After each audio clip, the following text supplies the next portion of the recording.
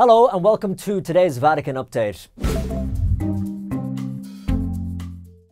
On Sunday, Pope Francis shared lunch with around 1,300 underprivileged people who live in poverty here in Rome.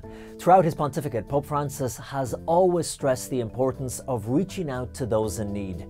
The meal was one of several Vatican-sponsored initiatives marking the 6th annual World Day of the Poor, including a free mobile clinic set up in St. Peter's Square.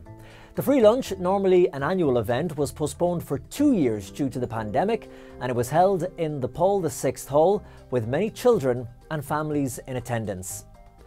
Pope Francis prayed for the victims of a recent bomb explosion in Istanbul, expressing his profound grief over the attack in the Turkish capital that left 8 people dead and more than 80 injured.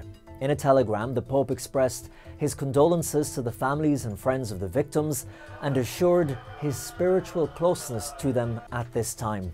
He also said that he prayed no act of violence would discourage the efforts of the Turkish people to build a society based on the values of fraternity, justice and peace.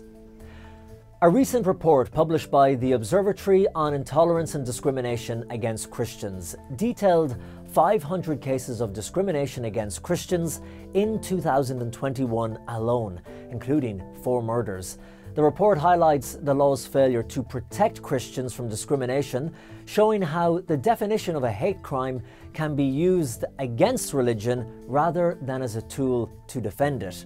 The extensive study also claimed that in many Western European countries, the media has developed an anti-Christian bias in some of its broadcasting. 400 years ago, Pope Gregory XV founded the Sacred Congregation for the Propagation of the Faith, or Propaganda Fide. Responsible for the Vatican's international missionary activity, it remained in place until earlier this year, when, as part of Pope Francis's reform of the Roman Curia, it was changed into the new Dicastery for Evangelization.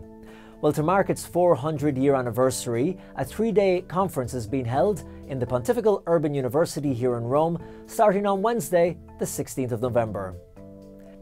And finally, during his Wednesday general audience, Pope Francis offered advice for building, quote, a more mature and more beautiful relationship with the Lord through prayer.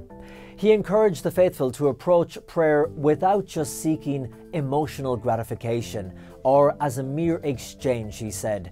The Pope pointed to the example of a child's relationship with his parents. Children often look at their parents for what they can give them. A toy, some money, some ice cream, the Pope said.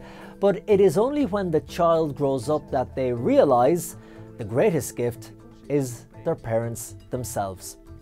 In Rome, Colin Flynn for EWTN Vatican.